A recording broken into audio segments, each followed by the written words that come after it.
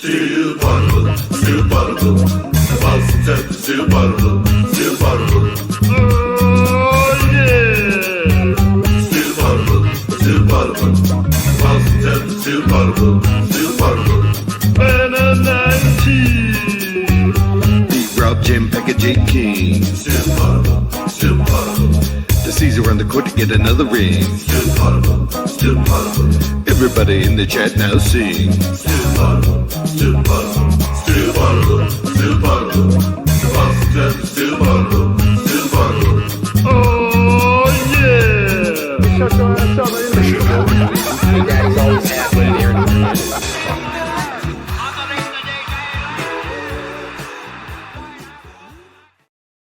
Welcome back to Still Poddable, the best Celtics podcast on Al Gore's internet. I am Sam Jam Packard. This is Still Poddable. We are a daily, Monday through Friday, Boston Celtics podcast. You can find us on patreon.com/stillpoddable. Today is the free episode. That means we are brought to you by CLNS or on CLNS YouTube page. Are also brought to you by the fine people at Game Time and Prize Picks. This is a bit of a hodgepodge episode. It's got two parts. The first part is me and Cap Guru Ryan Danger Cart Bernardoni talking about the Celtics' ugly loss to the Dallas Mavericks. And then in part two, you'll hear Jay King from The Athletic and Brian Robb from MassLive.com breaking down their reactions to the Celtics trade deadline, the rest of the trades around the NBA. And so it's a good conversation. They did it live from the Garden pregame with a guest appearance by Chris Forsberg, who has an amazing mustache. And so get ready for these two interesting conversations. Again, the first one, me and Danger Cart talking about the loss to the Mavericks and the Torrey Craig signing. Get excited for Torrey Craig, folks. And then we'll kick it to Robb and Jay live from TD Garden before the game, talking about the Jaden Springer trade and the rest of the action around the NBA trade deadline, the buyout market. I already know everyone likes buyout market talk. And so get excited for that. Before I talk to Ryan, I want to tell you about Game Time. Game Time is the best place to get tickets to anything.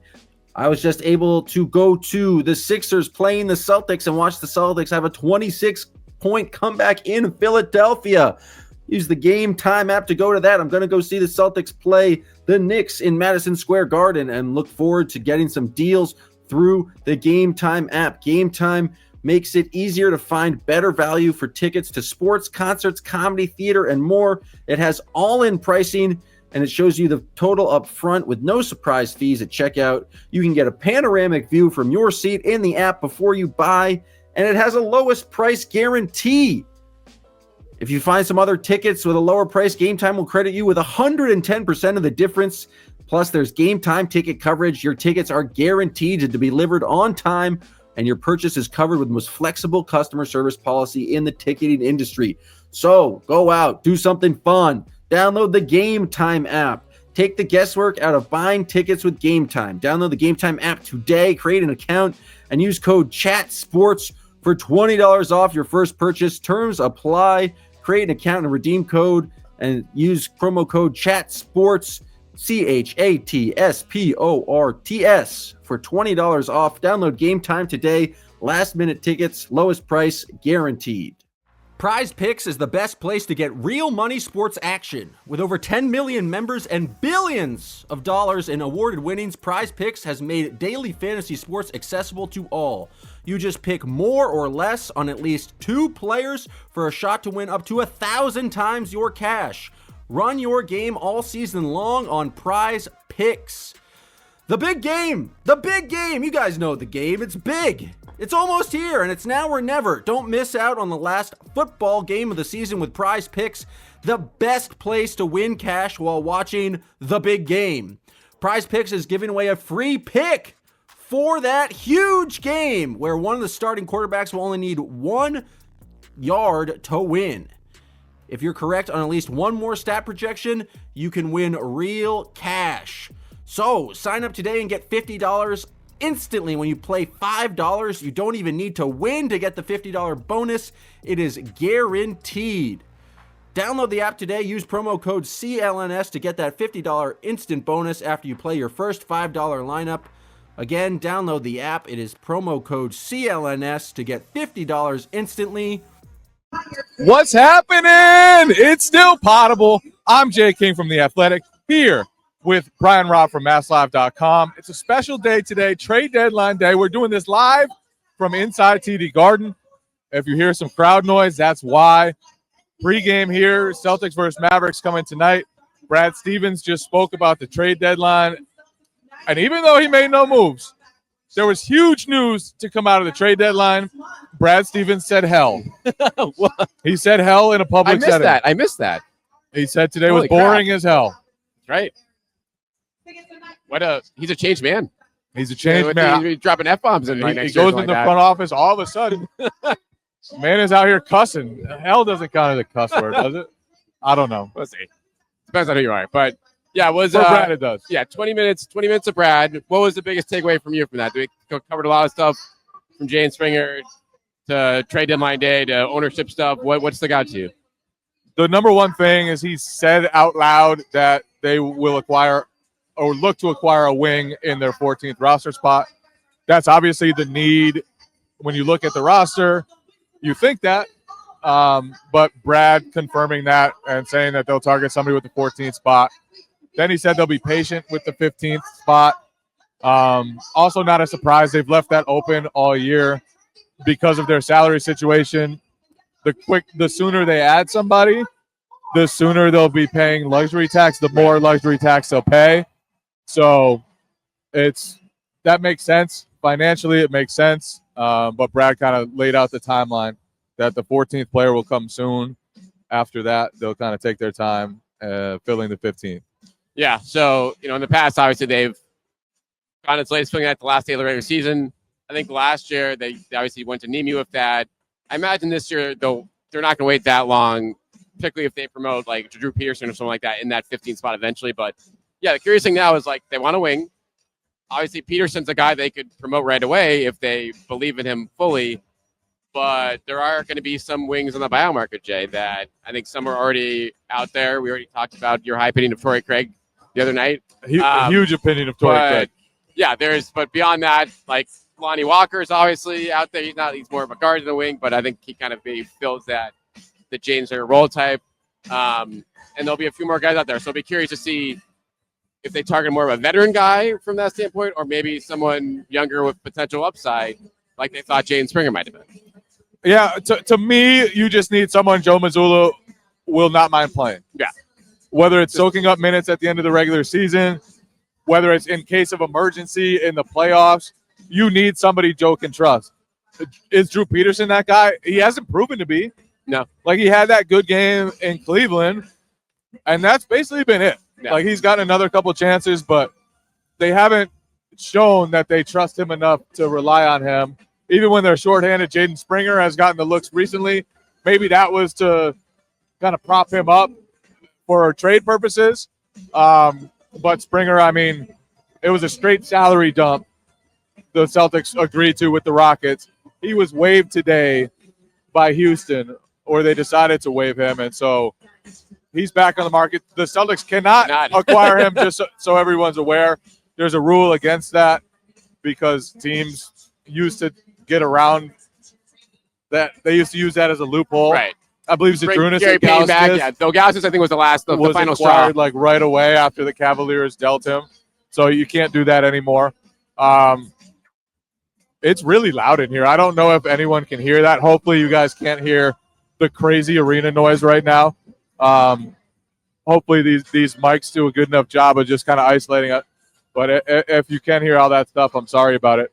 The other thing Brad stressed was just kind of like that he wasn't worried about the stretch that they had, the bad stretch, and that he believes all the answers are internally. Obviously, the way they approached the trade deadline suggested that. What were your biggest takeaways for Brad other than? Yeah, I think that honestly, like he talked more. It was interesting to hear his comments about the team as a whole, like what they've been through these last couple of months. it's no surprise that the Celtics knew what their options were at the trade deadline for months, essentially, because. Oh, we got Chris. Oh my goodness, we got a What's up, cameo. everybody? I'm not here anymore, so I had to crash you guys. How's everything going? How surprised Better are you? now. You're right. Better now that you're here. Oh, well, thank you. I appreciate it. Which wing are we signing? Right. What's what we're talking about? Who's your horse? I mean, so I guess I've been hooked to the O'Shea Brissett. Like it just no. It's the, I guess he the could. path of least resistance. Get more of a shooter though. You need to get someone who can shoot the ball. Is this guy going to play more than 100 minutes the rest of the season? Probably not. Probably not. No. So I mean, what does Torrey Craig have left? Hasn't he been injured for 3 seasons now? I mean, I'm not impressed with. What about Lonnie Walker? Don't ask I shitted on Torrey Craig last night. I won't do it. I just don't, and I can't do it. Lonnie Walker, can he find more minutes somewhere else?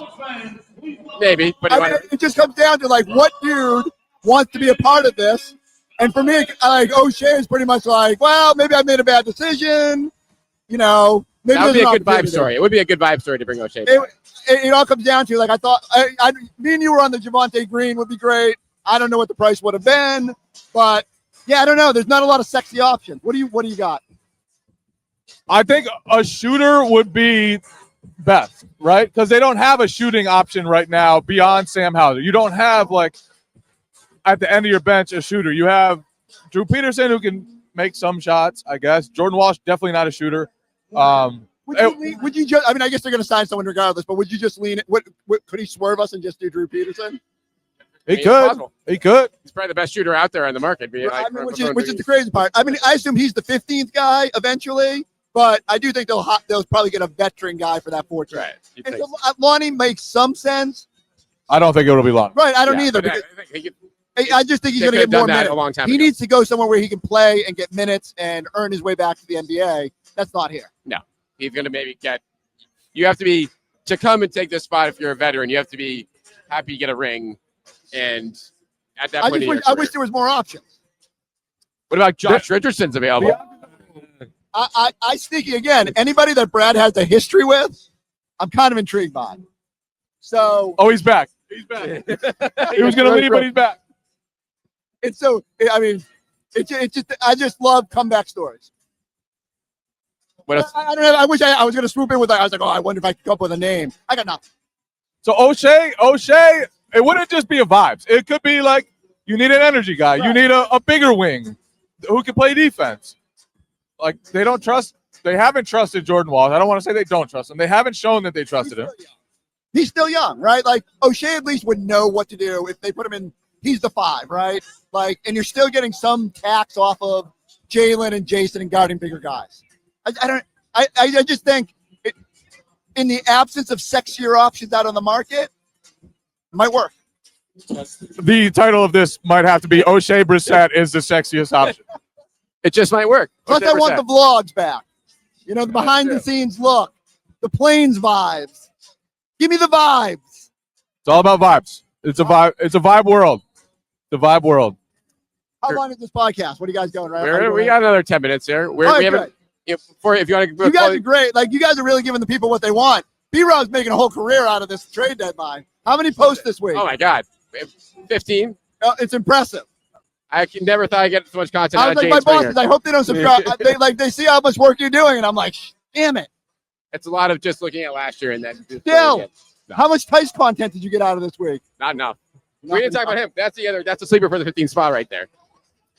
He's going to the Lakers. I know. That would be my guess. That would be my guess. They have way more opportunity. I know. There's no chance. If you were big, why would you ever go to Boston? No chance. I'll leave you with this fun story. So I was scrolling through Twitter, and even though it was the best trade deadline because you knew the Celtics weren't going to do anything, so you really didn't feel like we were missing anything.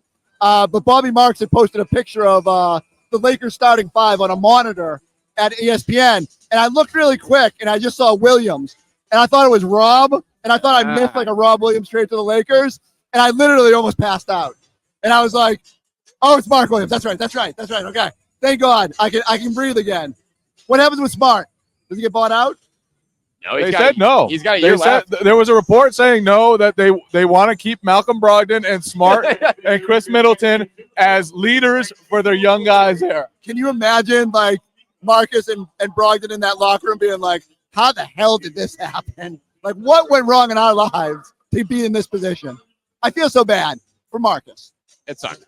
It's kind of crazy how poorly it's gone for Marcus since the Celtics traded him. The worst Grizzly year possible. They finally started to get better, and then they don't. I don't know. I feel so bad for Marcus. He deserves better. They salary dumped him too. Like they just decided it was time to move on from the Marcus Smart experience. They clearly think he doesn't have that much left, and They have these younger guys that have been rising, obviously, when he's been hurt. They spent more picks than the stupid Lakers did to get Doncic. Good God. dear Lord, he played 39 games in Memphis, which is hard to believe, given that Memphis went after him for like years. They pursued him for years, finally got him, and then it's too bad. I mean, maybe he'll be able to resuscitate his career in Washington. He should get as much playing time as he wants, right? Assuming that they don't just like shut him down, which they could in their situation. But it really is crazy. Celtics got out of the Marcus Smart. They got away from him at the right time, capitalized to get Kristaps Porzingis and 2 first-round picks. And Brogdon and Rob Williams, too. Like, those guys weren't even on the move either. I mean, as much as we're fixated on how bad the Luka trade is, and, like, think about what Brad did in consecutive, like, in an 18-month span. First, the Derek White heist with Romeo Langford, and then getting picks with Porzingis. Like, I don't know. His only misstep was trading Rob Williams. All right. But it worked out fine because they got a title. Thank you. Find a wing. Find a wing, he says. Brad intends to do it. What a cameo by Forrest. What a cameo. Bringing the heat. I felt like a sideline reporter, like trying to hold the mic to his face. Hopefully I was good. He was spinning the takes. Hopefully we got him all for him before. He was moving up and down. I was like, I was just trying to move the mic with him. Bro, you can do this. You got to fall back sideline reporter Jay King. Sideline reporter. I would have to dress a little differently. I would guess. I bet that would be appreciated, though. The coaches, the players, I'd be the ugliest damn sideline reporter ever. That's for damn sure. Yeah, how wild is it that Smart got traded, Rob Williams did not get traded, Brogdon didn't get traded? Just a weird, but yeah, like you kind of summed it up there. It's a brutal year and a half for Marcus Smart. The Blazers are win now. They're on fire. They're on fire. Can't afford to trade Rob. Yeah, it's just been. I mean, it's a tough. Marcus dealt with a lot of injuries, obviously. Last year was just a cursed season in Memphis. This year, they found like some young guys while he was out, and just kind of rode them. And so he went from starter to then he came back from injury and he was on the bench. Yeah, and just kind of everything changed rapidly for him. Now he's in Washington, where they're on pace for one of the worst seasons in recent memory. Is he going to punch Jordan Poole too? I didn't think about that part of it. Probably not. Probably not. Hopefully not. Got to rebuild that value. But yeah, the Smart Brogdon Poole backcourt will be interesting to see how soon that gets shut down. So let's talk about the Cavaliers trade too. DeAndre Hunter to the Cavaliers. For those listening on Patreon, we're going to release 2 podcasts today. One for the trade deadline, one for the game later tonight between the Celtics and the Mavericks. For those listening on the free show, they will be combined to one. You should sign up for the show at patreon.com/stillpoddable. We're here Monday through Friday. Well worth the price of admission. I believe, I'm a little biased, but I believe it's the greatest Celtics show of all time. Fuck this guy, Krause. He was sitting next to me. He's no longer sitting next to me, but I would say it to his face. He didn't want to. He was scared. He wanted to go away. He was on Twitter talking about how handsome he is. I can promise you guys, he ain't that. Nobody's ever called him that.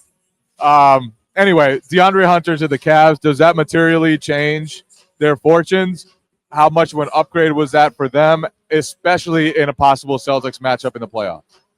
I like him more than LeVert.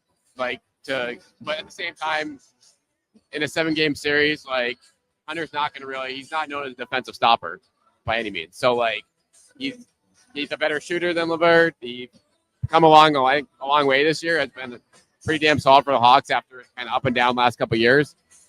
But no, he's not. I don't think he's going to sway that series at all from a big picture standpoint. Yeah, So I think he's a better fit for them because he's a two-way guy. Yeah, he's a He's averaging 19 points a game this season. It's easily the best season of his career. Like you said, he kind of came into the league as known as a defensive guy, had some injury issues, hasn't had the defensive impact in Atlanta that people probably expected from him when he was drafted. But he does have the combination of size and shooting that the Cavs really, really needed. Yeah. And defensive competency, I think. Like, I don't think he's a stopper, but like if George Niang was out there, Celtics were going to be able to target him defensively. If LeVert was out there as well as he shot early this year, that's kind of a weak link for your offense. And so Hunter kind of allows them to have another two-way guy, another guy with the size to guard the Tatums and Browns, but also space the court and allow them to just kind of combine those guys into one, I guess, so that you don't have a weak link on either end. Right. So I think that's probably the biggest value. And now they have, like, with Dean Wade, Isaac Okoro, Hunter, they have Mobley will add to that. They have a number of guys who you could throw at Tatum or Brown in a series. The problem that they still have Garland. They still have Allen, who I think could have trouble on the perimeter against the Celtics in a playoff series. Yeah. It's more respectable options in the wing, though. You're right. So yeah. That's obviously an area they knew, given how good they've been this year, they didn't need to go out and do this, but they already knew that, like we need to give ourselves a legitimate shot, we have to at least bulk up in that area. So, yeah, that's fascinating. It seems like, the good news with the Celtics from today, I feel like, Jay's like, beyond that, like, the East was really East was chilling. East was chilling. West was going crazy. West was not. West was going nuts. But that's fine with the Celtics. It's like, great, send Jimmy Butler out west, send anyone else of note out west. Like, we're going to have to deal with the Cavs, but the Knicks didn't obviously make a splash. They're waiting on Mitchell Robinson to come back, but that's like their move. And then everyone else, it's the Heat or the Heat now. What do you think about the Jimmy, like, in Golden State quickly before we wrap? Golden State, it'll be interesting. Yeah. I think it gives him a chance to be competitive. He's just such an upgrade on what Wiggins has been over the last couple of seasons. And then you have, like, just a level of attitude and edge and swagger that they just didn't have before. And so I want to see it. Obviously, he hasn't been the same this season, even when he's been available. He's older now. He could be past his prime, but I still think you get him and Steph and Draymond into a playoff series, that's going to be tough to beat because he's not just competitive and tough and a big game player. He's really smart. And I think that's going to fit well with Draymond. It's going to fit well with Steph. The pick and rolls with Steph and Jimmy are going to be really tough to stop because he can be a roller. He can handle the ball. He can serve in any function you want him to. So I'm pretty high on the fit, actually. I as long as he's close to what he has been, then that's a really good fit for them and could thrust them forward. And they did it without losing really too much. Yeah, I think the West playoffs is going to be a blast. Like the first round series, like that team going up against like the Rockets or the Grizzlies in the first round. I'm thinking hard about taking the Warriors in that series for all the reasons you just mentioned. But yeah, and I think Celtics probably dodged a bullet that Kevin Durant stayed put. Yeah. Suns aren't really. I don't see them as a contender. Nope. The Heat, they didn't pick up anybody of who will change their fortunes in a Jimmy Butler trade. The Mavericks, after trading for Anthony Davis, they didn't go out and get another scoring wing. So things that could have materialized, that you thought might materialize, that might have sent someone else to contender status. The Thunder just decided to mostly do nothing, although they did get and waive Daniel Tice, much to B-Rob's chagrin. Big mistake. But they didn't add anybody. They didn't go out and get like a Cam Johnson or somebody that could have improved their roster. They will get Chet Holmgren back at some point. That's sort of like a trade deadline acquisition in some ways, but just I don't like if Kevin Durant had landed anywhere else besides Phoenix, he creates a new title contender. Yeah, and that didn't happen. So I think from that standpoint, the Celtics were probably pretty fortunate. Agree. They're happy to put their feet up today, hang by the phones, do nothing, and then we'll see who they add in the coming weeks. But as far as where they stand in the hierarchy of the league, they feel they're still in a great spot. Like I said before, there will be another half to this podcast. It's coming after Celtics Mavericks. We love you all. We'll talk to you soon. Steel Poddable, Steel Poddable, Boston Steel Poddable, Steel Poddable. Oh, yeah.